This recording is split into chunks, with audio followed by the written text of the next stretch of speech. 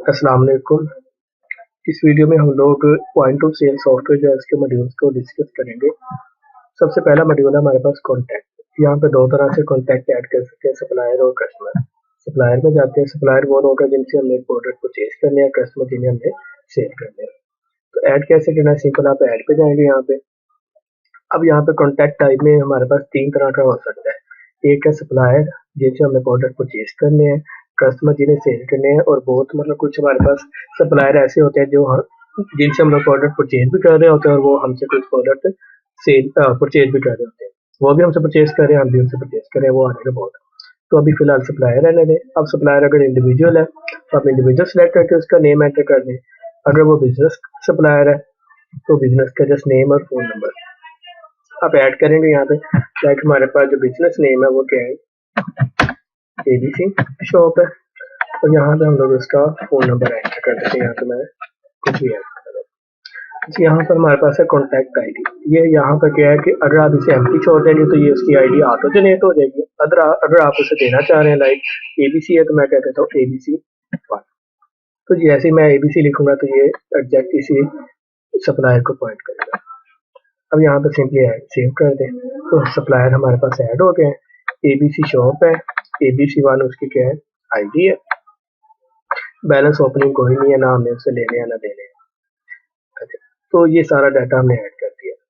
Supplier के बाद हमारे पास कस्टमर्स हैं। अगर आपने अपने कस्टमर्स का डाटा ऐड करना है तो यहाँ से ऐड कर सकते हैं। बाय डिफॉल्ट हमारे पास वर्किंग कस्टमर है, मतलब वो कस्टमर जिसका कोई डाटा हमें ऐड नहीं करना।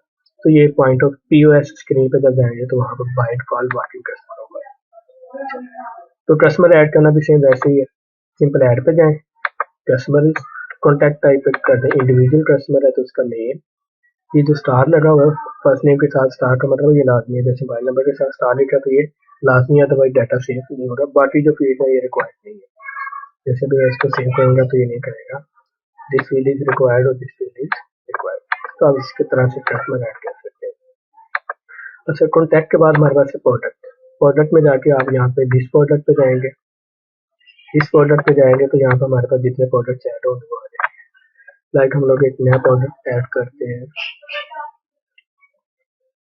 हाँ जी, इस स्क्रीन पे आगे प्रोडक्ट का नेम टाइप कर लेते हैं। लाइक हम लोग कह देते हैं जी फॉर एग्जाम्पल आइसक्रीम 1 2 मैंने नेम दे दिया कोई भी।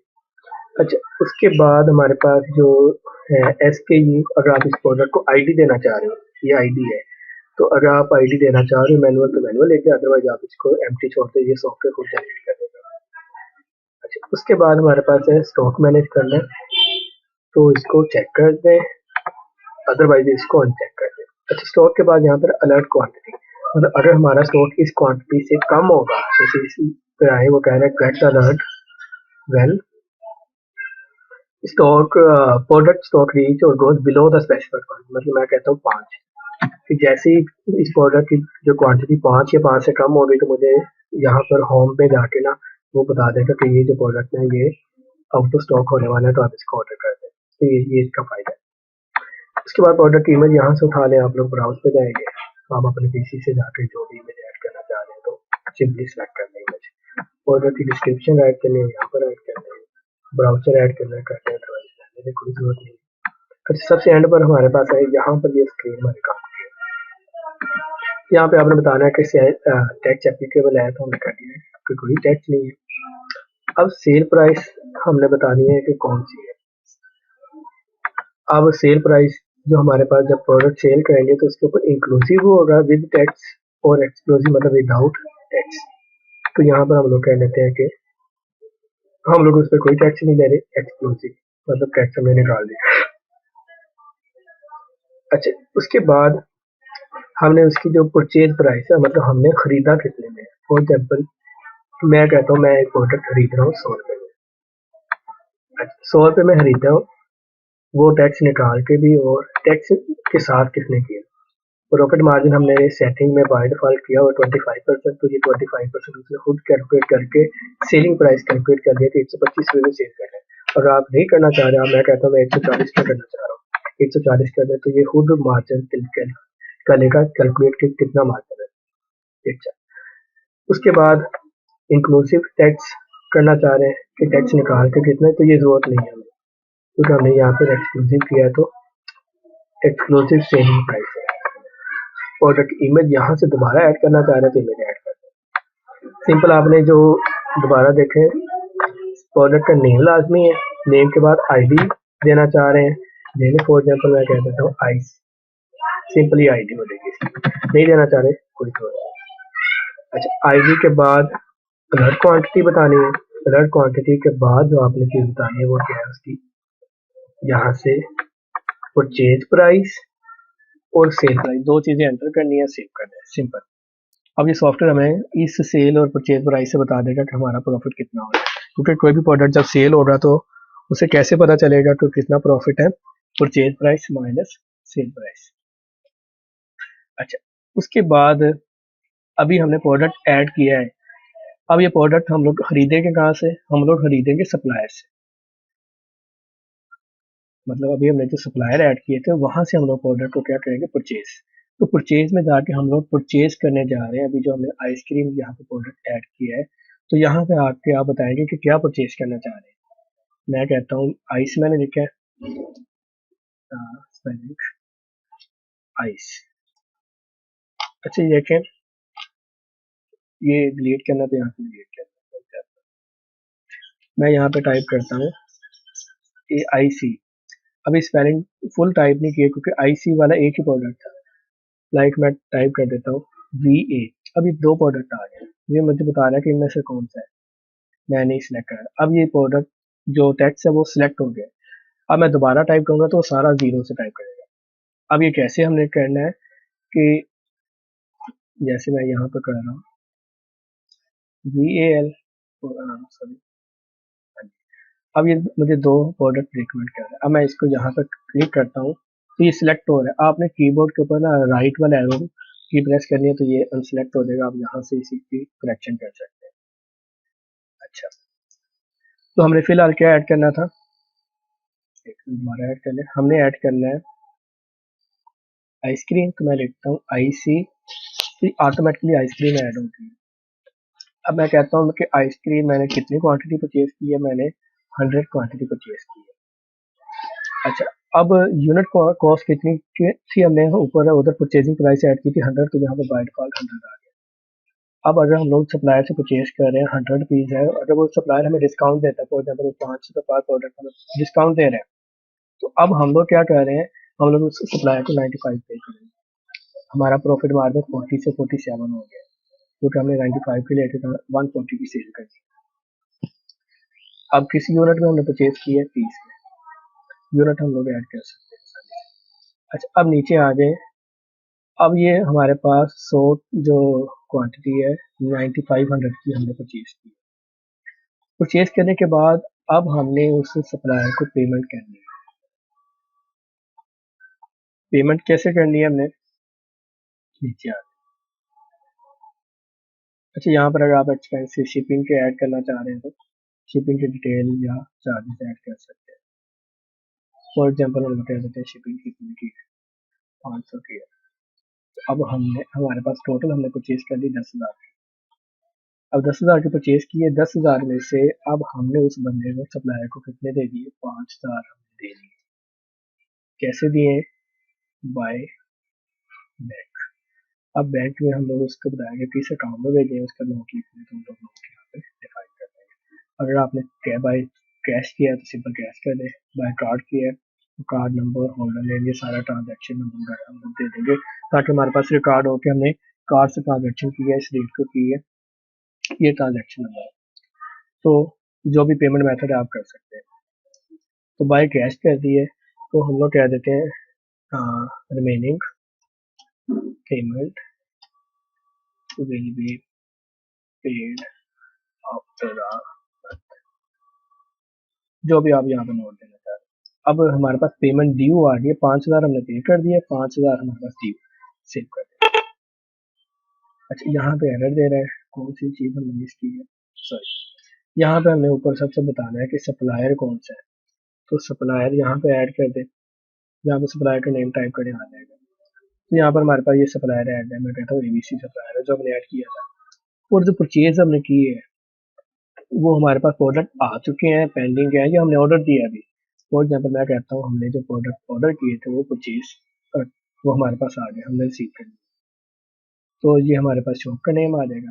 अब हमने इसको जो पेमेंट देनी है वो 30 दिन बाद है।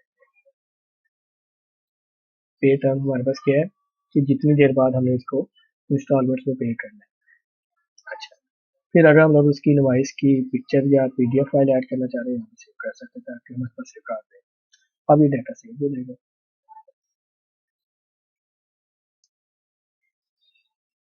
अच्छा, ये हमारे पास हो गया सप्लायर। हमने प्रोडक्ट परचेज कर लिए। अब हमने प्रोडक्ट परचेज किए थे किससे, ये रहा सबसे ऊपर आ गया एबीसी शॉप से। अब उसकी जो पेमेंट है वो क्या है, पार्शियल है, मतलब हमने आधी दी है, आधी रहती है। ये जो नीचे ड्यू आ रहा है मतलब ये सारी रहती है, ये सबसे नीचे पेड है मतलब हमने सारी इसे पे कर दी। अब पार्सल पे क्लिक करें तो यहाँ पे वो हमारे पास पेमेंट का रिकॉर्ड दे रहा है कि हमें इस डेट को, ये रेफरेंस नंबर है, इतनी पेमेंट उसे बाय कैश दी है, ये हमारा अमाउंट था। अब हम लोग उसे न्यू पेमेंट देना चाह रहे हैं तो ऐड पेमेंट पे जाके न्यू पेमेंट दे रहे हैं। न्यू पेमेंट हम लोग अगेन वही है, कैश देना चाह रहे हैं, कार्ड के थ्रू देना चाह रहे हैं तो आप कर सकते हैं। फॉर एग्जाम्पल हमें 5,000 रहता था, 5,000 हमने दे दिया। अब ये जो हमारे पास इसकी स्टेटस है वो क्या आ जाएगी, पेड। पहले पार्सल आ रहा था, अब पेड। अच्छा, उसके बाद अब हमने क्या किया, आइसक्रीम की 100 क्वांटिटी हमने परचेज कर। अच्छा, अब हम लोगों ने इसे क्या करना है, सेल करना है। सेल करने की हमने ना ऊपर ये पीओएस का आइकन है, यहाँ पर क्लिक करना है। ये हमारे पास सेल की स्क्रीन होगी। ये राइट साइड पे हमारे पास सारे ब्रांड्स के हिसाब से फिल्टर करना चाह रहे हैं तो ब्रांड्स के आ जाएंगे, फिर आप ब्रांड्स कहते हैं तो सारे प्रोडक्ट इसमें होंगे, यहाँ से भी आप सिलेक्ट कर सकते हैं। अदरवाइज यहाँ पे जाके आप ऑर्डर का नेम एंटर करेंगे तो आइस, तो आइस का एक ही प्रोडक्ट है, ये ऑटोमेटिकली ऐड हो गया। अब कितनी क्वांटिटी हमने सेल की है, हमने 5 सेल कर दिए, तो 140 रुपये के हिसाब से 5 हमने सेल किए तो 700 रुपये बिल बन गए सब टोटल। अब हम लोग एक और प्रोडक्ट ऐड करते हैं, फॉर एग्जाम्पल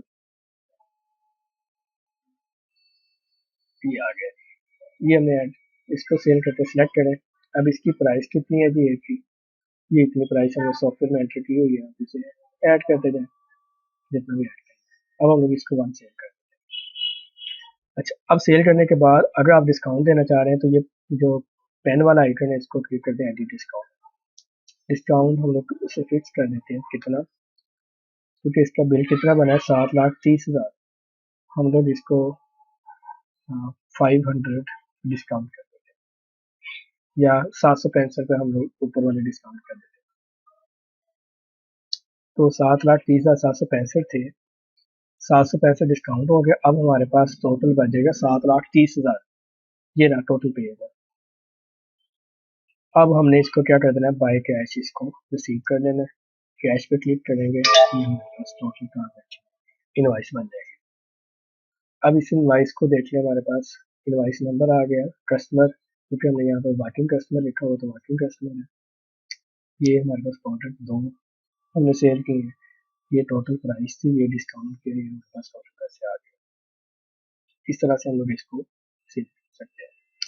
फिर इस हम लोग क्या करते हैं, बैक आते हैं इस ब्लू बटन से, ये सेल आ गया, ये हमने सेल किया था।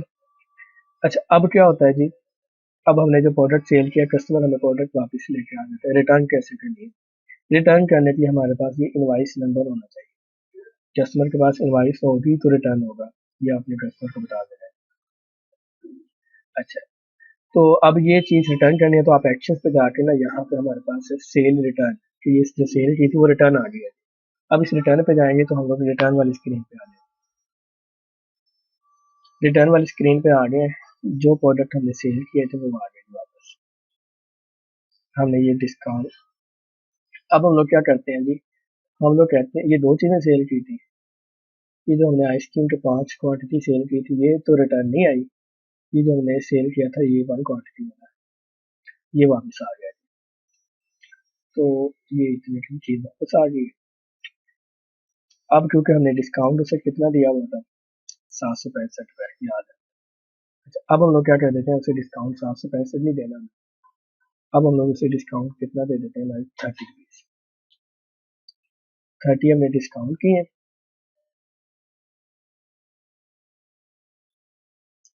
सॉरी, ये हमारे पास है रिटर्न के ऊपर डिस्काउंट, इसको हम लोग रहने देते हैं 0। 7,30,065 की वो चीज़ थी, वो हमने वापस ले ली। यहाँ पर डिस्काउंट का मतलब है कि जब हम लोग वापस लेंगे तो लाइक हम लोग कहते हैं कि जब कोई चीज़ वापस लेंगे ना, तो 10% उसके ऊपर हम लोग डिडक्शन करेंगे। मतलब ये 7,30,000 की थी ना, हमने उसके ऊपर 10% डिस्काउंट किया है, ये 7,30,000 में से। अब 6,57,000 की वापस रखेंगे, हम लोग 10% उसके ऊपर उसको टैक्स लगा रहे हैं कि जब वापस करेगा इतने पे हम लोग पैसे कम दिए। अगर नहीं करना चाह रहे तो इसे 0 कर दें, करना चाह रहे तो आप करें। अब ये हमने कर दी वापस, एक पीस वापस आ गया, स्टॉक ऑटोमेटिक अपडेट हो जाएगा। ये उसकी रिटर्न की इनवॉइस बन गई हमारे पास। इस कस्टमर को हमने इतनी चीज़ ये रिटर्न की है, 10% हमने इसे डिस्काउंट करके कम किया है, ये इतने पैसे से वापस देना।